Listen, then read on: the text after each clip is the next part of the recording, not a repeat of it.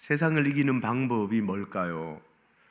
다니엘 3장에서는 풀무불에 던져진 세 친구의 이야기를 통해서 세상을 이기는 방법을 믿음이라고 도전을 했었어요.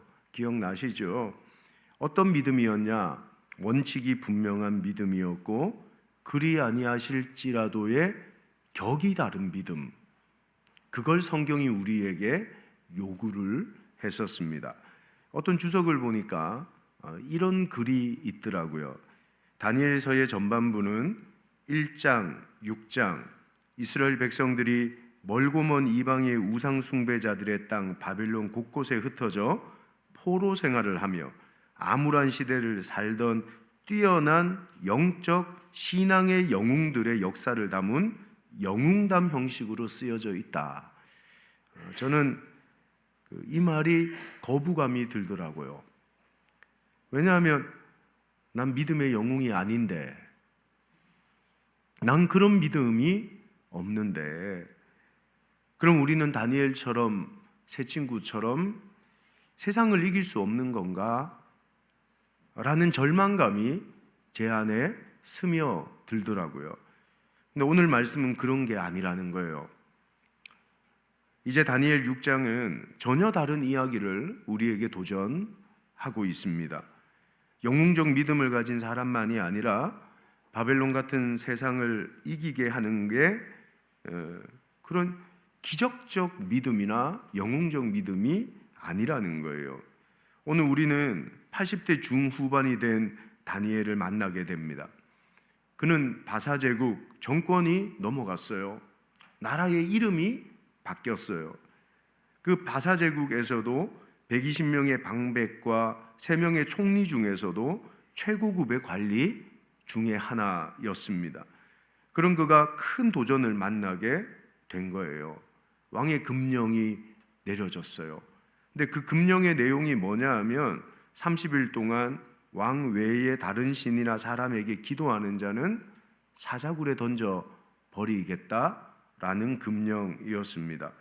여러분 같으면 어떻게 하셨겠어요? 솔직히 30일만 참으면 살잖아요. 잠깐 타협하면 되잖아요. 그게 융통성이라는 단어 아니겠어요? 소리 내어 기도 안 하고 방문 걸어 잠그고 아무도 모르게 마음으로 기도하면 되는 거였잖아요. 근데 성경은 이렇게 기록합니다. 다니엘이 이 조서에 왕이 도장이 찍힌 것을 알고도. 여러분, 다니엘은 기도하면 죽는다는 걸 알았어요.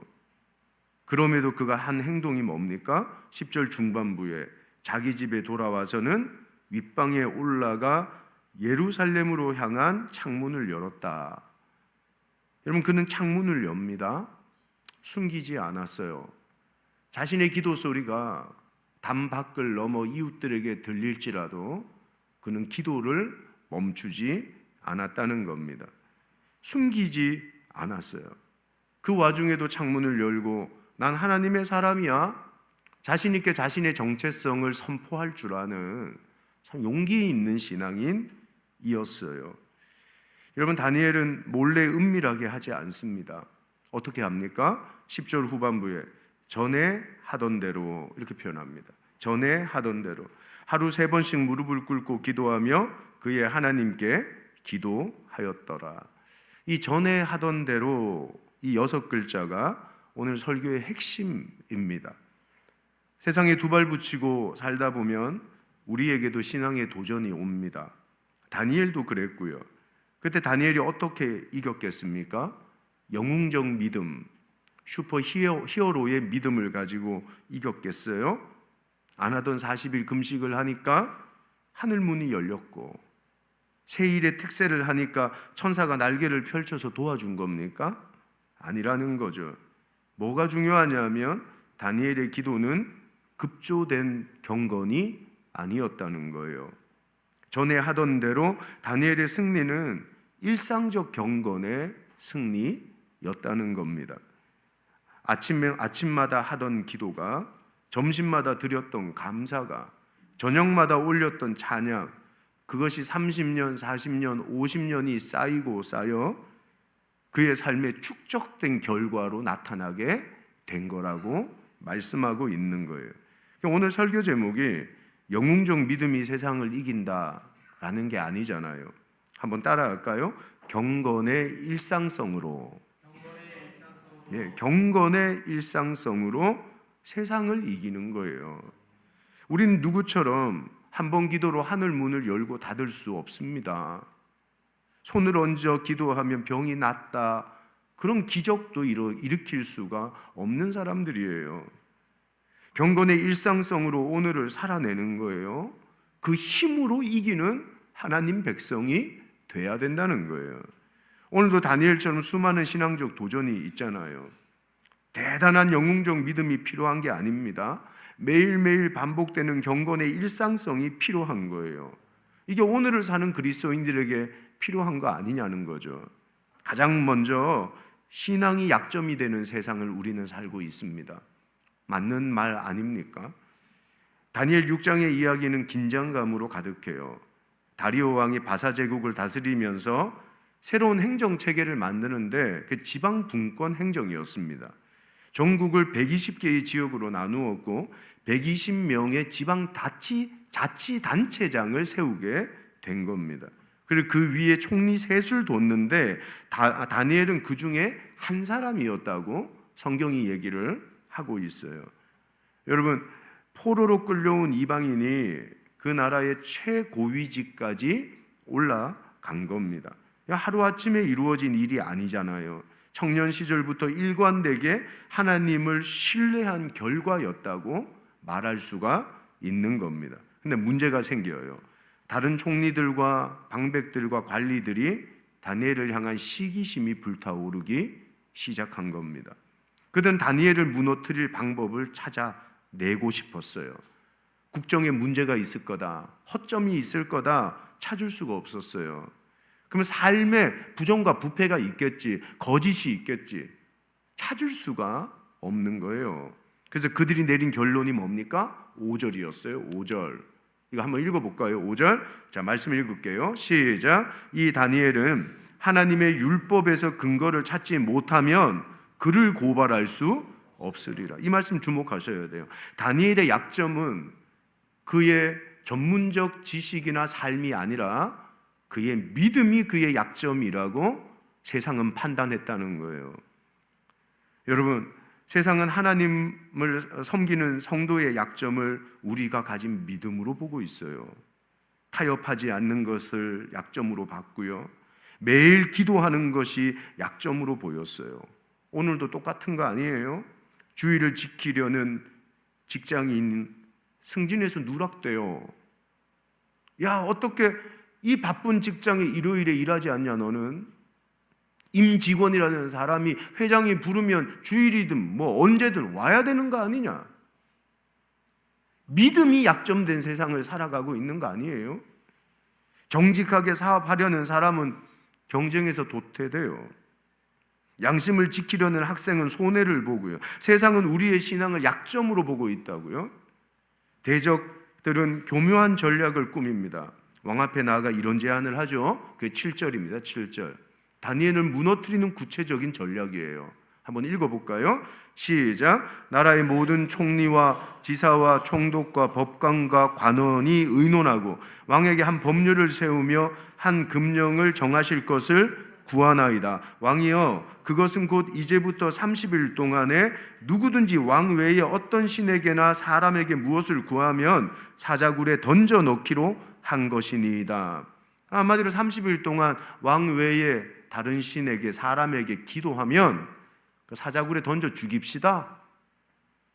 왕은 자신을 높이는 일이라고 생각하고 도장을 찍어 줍니다. 재밌는 게 8절 9절에 보면 메대와 바사의 법은 한 번 정해진 법은 왕조차도 고칠 수 없게 만들어 놨었어요. 이제 다니엘 앞에 두 개의 문이 놓여져 있습니다. 타협해야 되냐? 신앙을 따라가야 되냐? 이게 오늘을 살아가는 우리의 삶에 놓여진 두 개의 문 아닙니까? 여러분, 지금까지 사시면서 어떤 문을 여셨습니까? 타협했습니까? 신앙을 택했습니까? 다니엘이 무슨 문을 열었을까요? 먹고 사는 일, 목숨줄이 달려있는 그 문제 앞에 어떤 문의 문고리를 잡았을까요? 두 번째 말씀드리고 싶은 게 일상성의 힘입니다. 일상성의 힘. 10절 말씀 초반부를 볼까요? 다니엘이 이 조서에 왕의 도장이 찍힌 것을 알고도 다니엘은 금령을 알았습니다. 그럼에도 기도했습니다. 사자굴을 각오한 선택이었던 거예요. 아무나 할 수 있는 선택 아닙니다. 내 진급만 달려 있어도 우리는 기꺼이 그 문의 문고리를 잡지 못합니다. 신앙이라는 문고리를 열지 못해요. 근데 다니엘이 신앙과 하나님이라는 문의 문고리를 잡고 열었던 것입니다. 그 다음 말씀이 놀라운 거예요. 10절 중하반부 한번 읽어볼까요? 시작. 자기 집에 들어가서는 윗방에 올라가 예루살렘으로 향한 창문을 열고 전에 하던 대로 하루 3번씩 무릎을 꿇고 기도하며 그의 하나님께 기도하였더라. 이 본문에서 가장 중요한 단어가 등장을 합니다. 전에 하던 대로. NIV 성경을 보면 just as he had done before라고 적혀 있습니다. 쭉 해오던 대로, 쭉 해오던 대로. 그게 다니엘의 삶의 모습이었던 거예요. 다니엘의 기도는요, 위기 때문에 시작된 특별한 기도가 아닙니다. 특별한 기도가 아닙니다. 이 기도는 그의 일상이었습니다. 여러분, 위기가 왔을 때 이제부터 기도해야 되겠다, 금식해야 되겠다, 특별 기도, 새벽 기도 나가야 되겠다. 근데 다니엘은 달랐어요. 특별한 기도를 해야 되겠다가 아니라 전에 하던 대로 하면 돼. 그게 그의 능력이었던 거예요. 아침에 기도했습니다. 낮에 기도했습니다. 저녁에 기도했습니다. 하루 3번 예루살렘을 향해 창문을 열고 그는 숨기지 않고 자신의 정체성을 드러내며 난 하나님의 사람이야 자신 있게 선포하며 소리내어 기도했습니다. 시편 55편 17절에 그럽니다. 저녁과 아침과 정오에 내가 근심하며 탄식하오니 여호와께서 내 소리를 들으시리로다. 다니엘의 습관은요, 성경적이었고 규칙적이었고 일상적이었어요. 경건의 일상성. 어쩌면 이게 다니엘의 위기를 극복했던 비결 아닙니까? 경건이 일상이 되면 어떤 위기도 넘어설 영적 든든함이 생기게 되는 거예요. 건물을 한번 생각해 보십시오. 하루 만에 지어지지 않아요. 급조된 건물은 바람 불고 태풍 오면 무너져요. 지진 오면 끝나는 거예요. 매일 조금씩 벽돌을 쌓고 기둥을 세우고 지붕을 올리고 수개월, 수년이 지나면 견고한 건물이 완공되는 겁니다.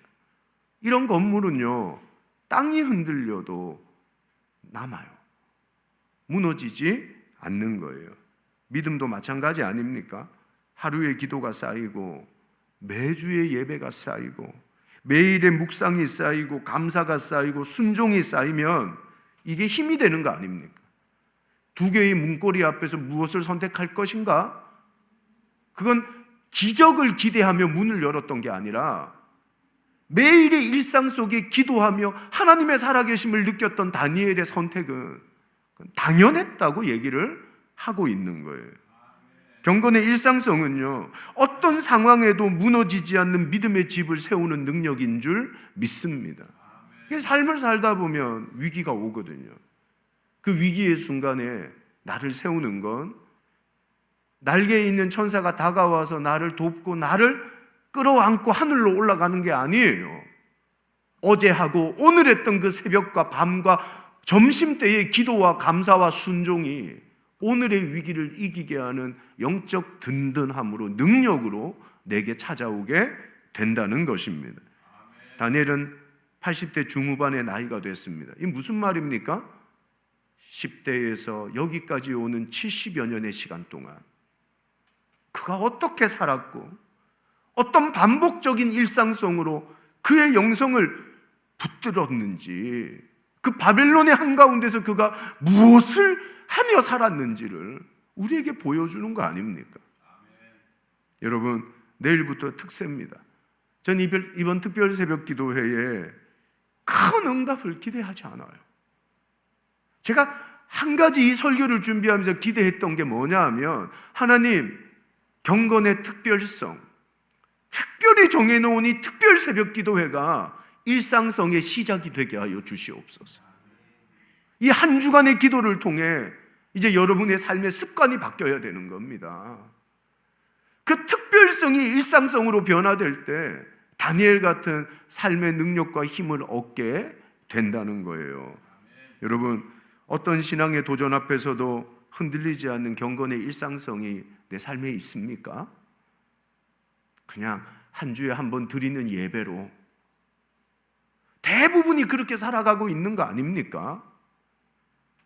매일마다 하나님을 만나는 그 일상성의 경건이 다니엘을 세우고 그를 살려내는 능력이었던 것처럼 오늘을 살게 하는 힘이 그 안에 존재하고 있다는 거예요.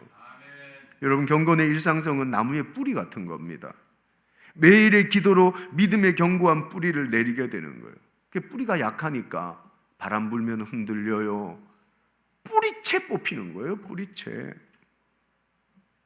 그런데 다니엘의 기도에는 특별한 게 하나 있었어요.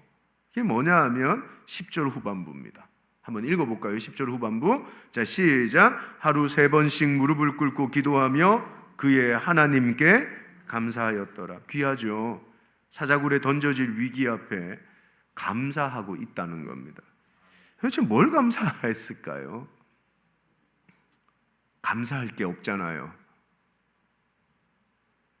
내리면 죽는데 이 소리가 옆집 사람들에게 들려서 신고가 들어갈 거고, 나는 오늘 저녁에 잡혀갈 건데 감사할 상황도 아니고 감사할 것도 없었어요. 여러분, 이게 일상적 경건의 능력 아닙니까? 내면 깊은 곳에 일상적 경건이라는 영적 힘이 있다면 우리는 무엇이든 감사할 줄 아는 사람이 될 수 있는 줄 믿습니다. 근데 이 영적 힘이 내게 바닥이 나면요, 좋은 것도 나쁜 것도 감사하지 못해요. 문이 열려도 감사하지 못하고 닫혀도 감사하지 못해요. 기쁜 일이 있어도 감사하지 못하고 슬픈 일이 있어도 감사하지 못해요. 경건의 일상성이 무너지면 감사도 무너지는 거예요. 아무나 감사하는 거 아닙니다. 감사할 힘이 있어야 감사할 줄 아는 거예요. 여러분, 어떤 일이 있든 어떤 바람이 불든 무슨 도전이 있든 다니엘처럼 경건의 일상성으로 감사하는 여러분이 되시기를 주님의 이름으로 축복합니다. 전도도 마찬가지인 것 같아요. 전도하면 거절당하잖아요. 성대 후문 쪽에 나가서 전단지를 돌렸어요. 거절당하면 하고 싶지 않아요. 근데 경건의 일상성이 있는 사람은 아까 영상에 나온 그 자매님처럼 거절당해도 기쁜 거예요. 왜냐하면 여기 힘이 있거든요. 전도도요, 여기 힘이 있는 사람이 하는 거예요. 영적 내면의 힘이 있는 사람이. 저 우리 원남교회가요, 영적 내면의 힘이 있는 교회인 줄 믿습니다. 그게 저력이잖아요. 우리 교회 저력. 지난 70년을 버텨오게 한 영적 코어잖아요. 여러분, 이 경건의 일상성으로 이번 가을 행복한 사람들의 축제를 생명을 살리는 축제로 만들어내는 교회가 될 수 있기를 주님의 이름으로 축복합니다. 그 이 일상성이 무너지면요, 우린 전도마저도 무너지게 되는 거예요. 그건 못하게 되는 거예요. 이제 마지막 세 번째 뭐냐 하면 동행하시는 하나님이에요. 결국 다니엘은 사자굴에 던져졌어요. 다리오 왕도 어쩔 수 없이 법을 집행할 수밖에 없었어요. 왕은 다니엘에게 뭐라고 말합니까? 16절에 네가 항상 섬기는, 왕도 인정해 줬어요. 그의 일상성을. 항상 섬기는 내 하나님이 너를 구원하시리라. 처음에는 이게 조롱인가 비웃음인가 생각했다고요? 근데 18절을 보니까 왕은 밤새도록 금식하며 잠을 이루지 못하고 슬퍼합니다. 진정성이 있었다는 거죠. 이른 아침 왕은 급히 사자굴로 달려가 슬픈 소리로 다니엘을 부릅니다. 다니엘아. 뭐라 그럽니까? 20절에 이렇게 얘기해요. 읽어볼게요. 시작. 다니엘이 든 굴에 가까이 이르러서 슬피 소리질러 다니엘에게 묻되 살아계시는 하나님의 종 다니엘아, 네가 항상 섬기는 내 하나님이 사자들에게서 능히 너를 구원하셨느냐? 또 한 번 항상 섬기니라는 표현이 등장해요. 이게 무슨 말로 들리세요? 전 이렇게 들리더라고요. 다니엘은 사자굴에서도 일상적 경건으로 기도했을 거야. 그 얘기 아닙니까? 다니엘의 경건은 일상이었어요. 사람들이 뭐라 하든 상황이 어떻든 거기가 집이든 사자굴이든 똑같이 기도했을 거야. 네 하나님이 너를 도왔을 거야. 놀랍습니다. 사자굴에서 다니엘의 목소리가 들리는 거예요. 21절 22절 내용입니다. 읽어볼까요? 시작. 다니엘이 왕에게 아뢰되 왕이여 원하건대 왕은 만수무강하옵소서. 나의 하나님이 이미 그의 천사를 보내어 사자들의 입을 봉하셨으므로 사자들이 나를 상해하지 못하였사오니 이는 나의 무죄함이 그 앞에 명백함이 오며 또 왕이여 나는 왕에게도 해를 끼치지 아니하였나이다. 다니엘이 살아있었어요. 하나님은 사자굴에서 다니엘을 지켰고 사자들이 우글거리는 사자굴에서 하나님은 다니엘과 함께 하셨어요. 이 말이 무슨 말이냐? 경건의 일상성은 다른 말로 한번 따라 합시다. 하나님과 동행하는 삶이다. 그 말 아니에요? 이게?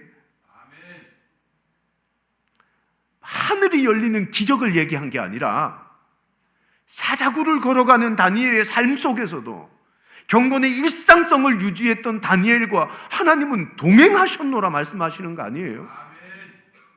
에녹의 경건의 일상성으로 평생을 하나님과 동행합니다. 죄를 이기고 고난을 이기고 세상 속에 멋지게 복음을 전파하며 살다가 하늘로 들려 올림 받았습니다. 우리는 하나님의 백성들을 물어뜯는 사자들이 우글거리는 세상에서 살고 있습니다. 믿음을 약점으로 만들어버리는 세상의 한가운데 우리가 다니엘처럼 서 있는 것입니다. 직장에서의 부당한 압력, 때로는 가정의 위기, 건강의 위기, 경제적 어려움 속에 비틀거리고 있는 겁니다. 기억하세요. 경건의 일상성은 다른 말로 하나님과 동행하는 삶인 줄 믿습니다. 그러면 동행하시는 하나님이 사자굴에서 때로는 우리를 지키고 보호하고 그 비바람을 막아내시는 하나님이 되시는 거예요. 아시죠?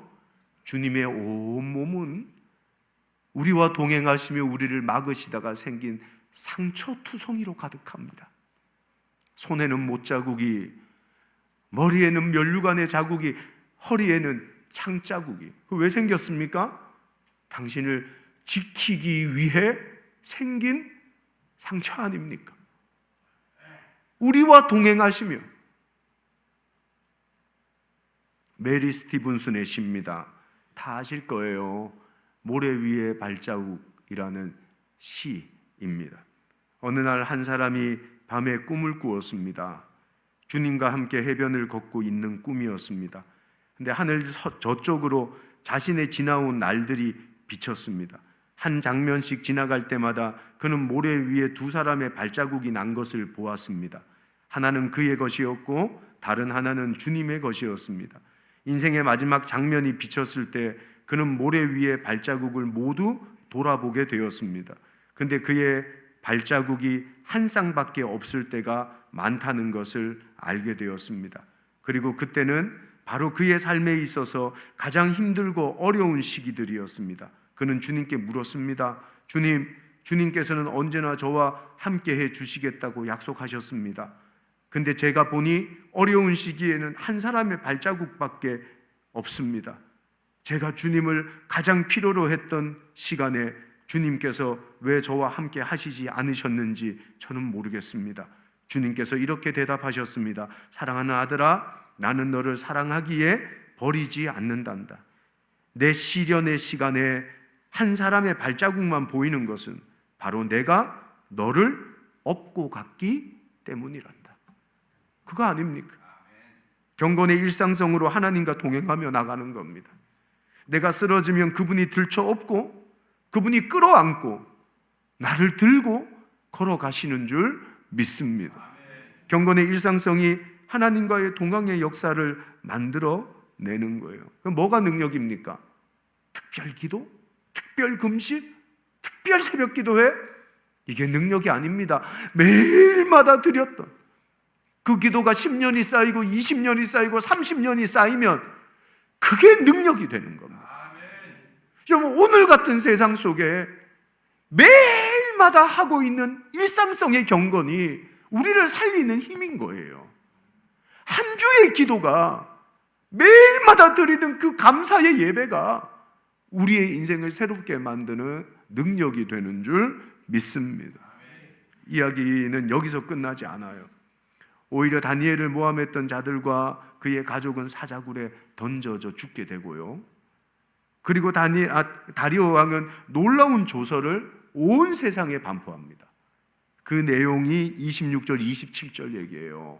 한번 읽어볼까요? 자, 시작. 내가 이제 조서를 내리노라. 내 나라 관할 아래에 있는 사람들은 다 다니엘의 하나님 앞에서 떨며 두려워할지니 그는 살아계시는 하나님이요 영원히 변하지 않으시리시며 그의 나라는 멸망하지 아니할 것이요 그의 권세는 무궁할 것이며 그는 구원도 하시며 건져내기도 하시며 하늘에서든지 땅에서든지 이적과 기사를 행하시는 이로써 다니엘을 구원하여 사자의 입에서 벗어나게 하셨습니다.